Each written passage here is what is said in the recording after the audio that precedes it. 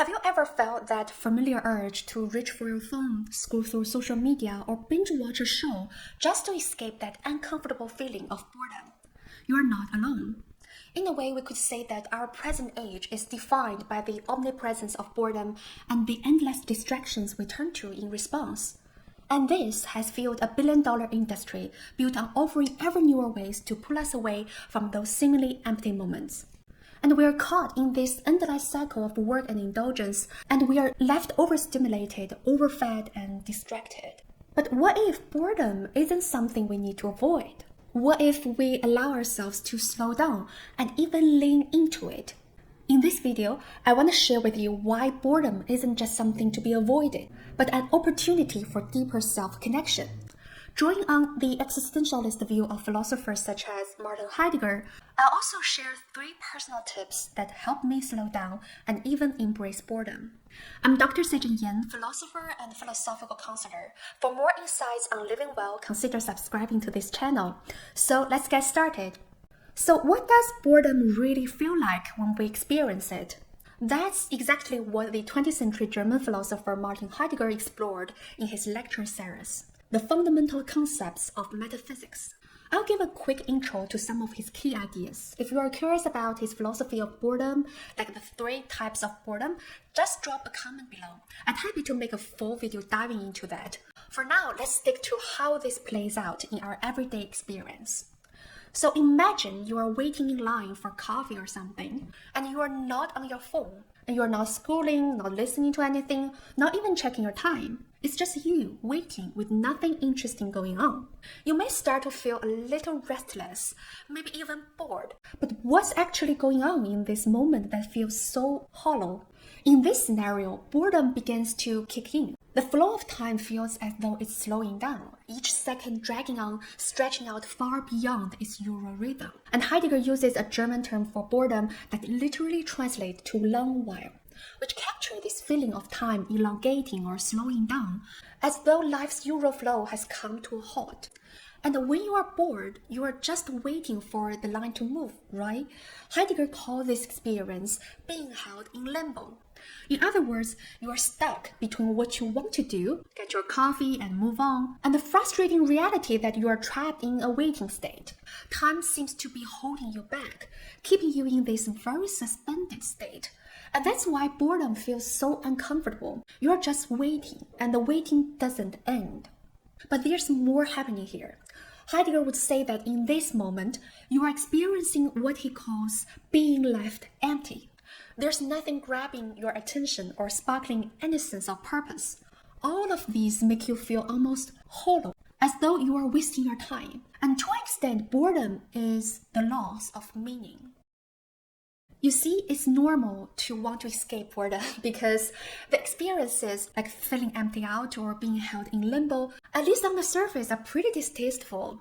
However, they do have some immense upsides. In a word, this is your opportunity to wholeheartedly feel your naked existence and even reclaim a more authentic way of living. If this doesn't sound intuitive to you, hear me out.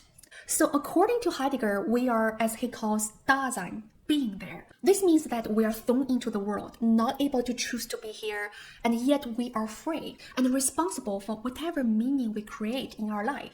This combination of thrownness and freedom defines our existence. But typically, in our distracted, restless way of life, these features of our existence are hidden beneath our experience, only lurking. While in boredom, however, we encounter the heart of our existence. What's really happening in boredom is that boredom strips away the usual distractions and lets these existential features come to the surface. So in this state, you are brought to a kind of lucid attentiveness, a clear and focused awareness of yourself as an existing being. And you can literally feel that you are existing in boredom. You are being there. So boredom is the moment where you find being somewhat alienated from the world and the task you are engaging with. So you see, boredom is actually a gateway to a rare glimpse into the core of what it means to be alive and present. Now, let's assume that you are scrolling your phone or watching a video while waiting for the coffee, and we rarely realize how little time our minds have to think on its own. We almost forget that the feeling of existing. Instead, when we do that, we're just going with the flow, letting distractions and news and information fill our mental space and shield us from the discomfort of boredom. So sitting with boredom actually allows you to engage with sensation and thoughts you might have otherwise overlooked when distracted. Now let's talk about how to embrace boredom. Here are 3 ways to slow down and resist the urge to escape boredom. These are practices I have tried myself, and they've helped me find surprising joy in activities I once thought as a little bit boring. Tip number 1, use your senses to practice being present. Start small, maybe 1 or 2 minutes each day to notice things around you without distractions. You could do this while waiting for a coffee, during a short walk, or just before bed. Instead of reaching for your phone, take in your surroundings. Here's how to engage your senses. First, sound. Tune into any sounds around you, whether it's a chatter, traffic, or just silence. And then colors. Notice the colors and details of your surroundings. Observe tones, contrast, and textures. Smells.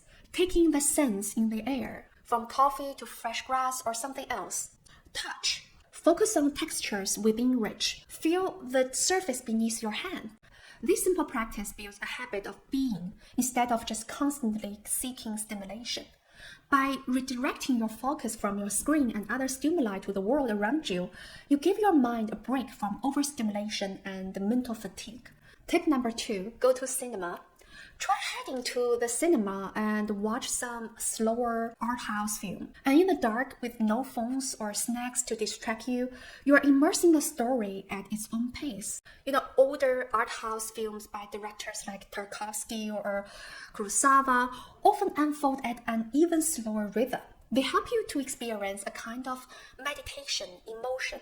Maybe you've never found this film boring, but I have to admit that at home, it's insanely difficult for me to watch them from beginning to end. I was tempted to check my phones, reach for a snack, or just pause for another time. While in the theater, however, all those distractions are out of reach, and you're left with just the story and the quiet space it creates. And over time, you can really find how hauntingly beautiful and enigmatic these artworks are.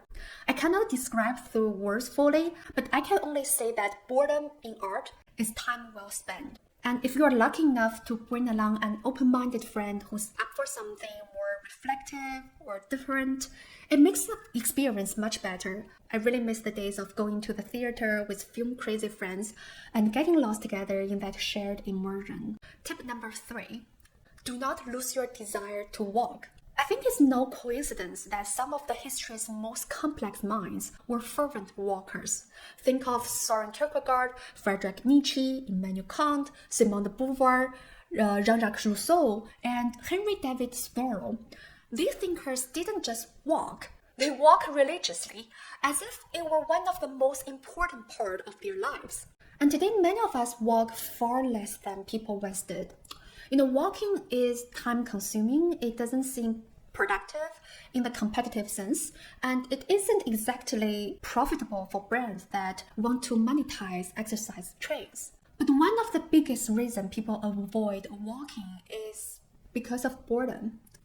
Walking is shockingly simple. There's only one thing you need to do, just walk. No manual, no techniques, just the repetitive motion of putting one foot in front of the other. And yet this simplicity is exactly what makes walking so powerful. It's a practice of productive emptiness, a space where ideas, memories, or insights can naturally arise. So walking can be meditative. It's a gentle reminder that you're alive. As the French philosopher Frédéric Groth put it, the body breathes gently, saying, I'm alive and I'm here. Walking is more than just movement. It's a constant affirmation of your presence in the world. So that's it for today. We've explored why boredom isn't something to fear, but rather a tool to reconnect with ourselves. And by adding small moments of stillness in our routines, we can start to see the real benefits of slowing down. I'm Sijin. I use existential philosophy to help people build resilience and live with purpose. Thank you so much for joining me today. Take care. Bye.